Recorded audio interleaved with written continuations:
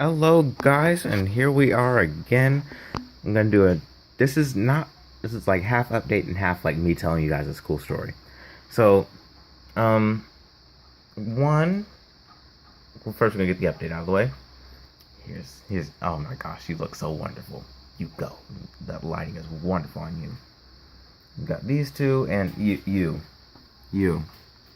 Tracy. Tracy. What are we doing? Well, I know what you're doing, but I don't know why you're doing it. He's. This goes into the story yesterday, but he's trying to build a bubble nest. I'll explain that in a moment. Then you've got these guys, and I don't know if you guys have seen them yet, but I added a school of, I think, 12, 13. It was 13. Yeah. 13 Glowlight Tetras to the tank, and a few zebras, but a few of them actually ended up dying yesterday. Yeah. Yeah. Sad face. But we will go on. And actually, very interestingly, after they ended up dying, I realized the female, like the big female that I had, ended up breeding. So I'm like, okay, so maybe we have balance, hopefully. But we're gonna go into the story now. What happened yesterday was I realized I had not done a water change in a long time. So, and I really wanted to breed fish.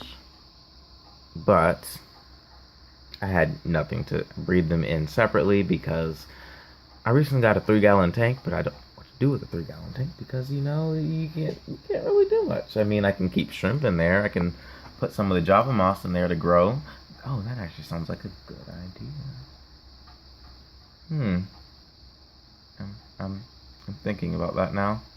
Oh great, now I'm thinking. It's not gonna end well. But anyways, yesterday, now I have this, it's a very extreme, and it's a very cool. It's very extreme, very cool, and it's very risky. But it works. Way to breed fish in like a big community tank. And it worked with, I assume, and I believe, I've got this small bit in my mind that says it worked with just about every fish I have in this tank right now. Oh.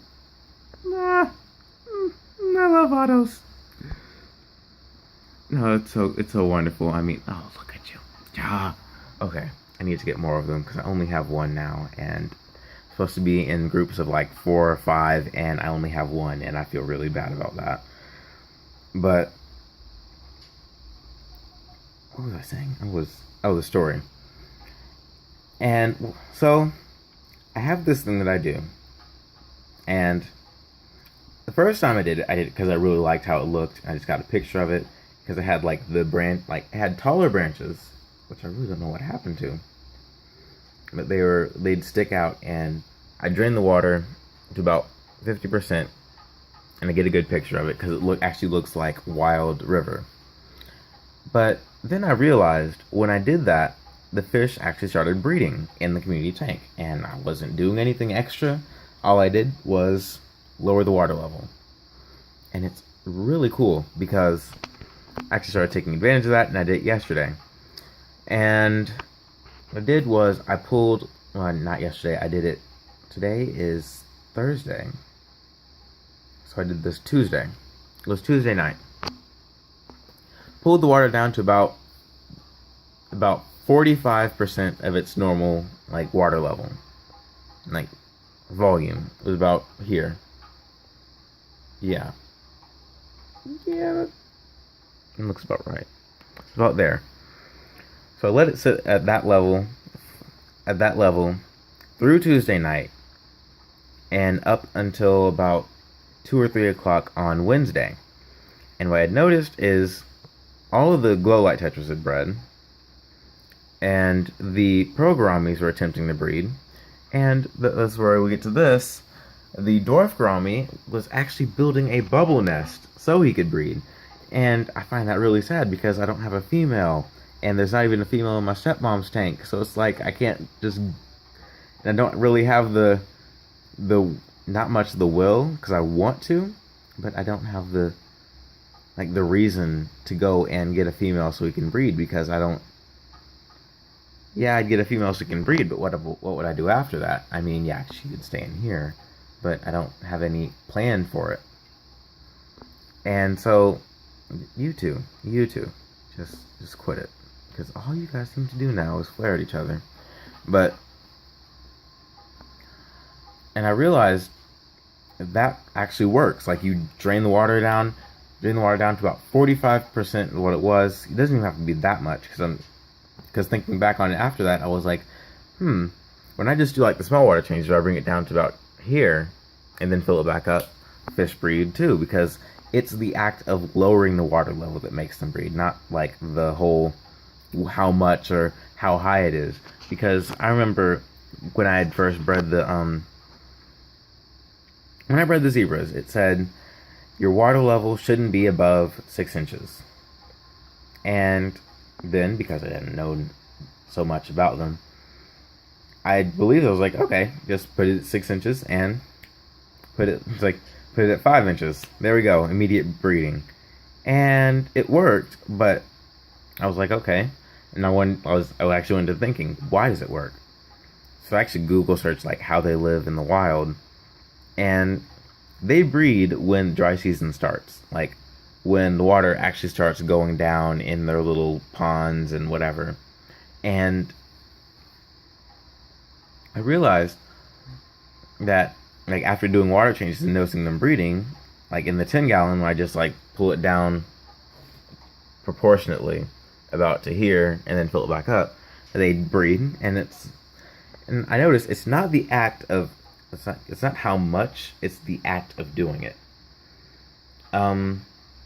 Oh, and also the coolest part was I was like, okay, well, since that happened, I wonder if I can mimic nature a little bit more when I fill it back up.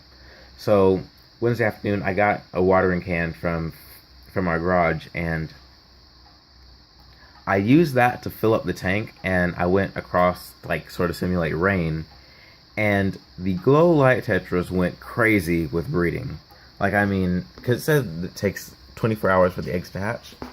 I'm pretty sure soon, all throughout here, there's just going to be tons of little tiny baby Glowlight Tetras, and it's going to be amazing. Because it was insane how much they did, and some of them even did a few hours ago today. And I'm not mad, I'm just curious as to what even. Like, I mean, I wasn't expecting that, and I'm pretty sure the fish just kind of went along with it, and they had their own they had their own let's get it on moment. But one fish that I really kind of want to breed but haven't successfully done it are the pearl gouramis. That is a number one thing for me. I want to breed the pearl gouramis at least once. Like, I mean, that's just a goal. And this dwarf gourami is he's a different character. Because I remember when I first got him, he was extremely shy, and he would not be within eyesight of that guy. And now he's swimming up to him and actually, like, pushing him away from this area where he's building his bubble nest. And I'm like, man, talk about changes.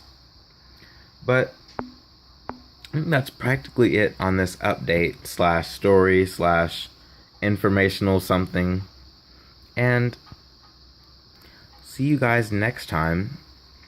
Hopefully very soon, because I plan on doing something really interesting, something I haven't done before. I think that's pretty much the plan for everything that's ever happened now, is try something new. And yeah, we're gonna do that. So I'll be working on that 3 gallon with the cherry shrimp and Java moss. That sounds like a good idea. And I'll see you guys later. Bye.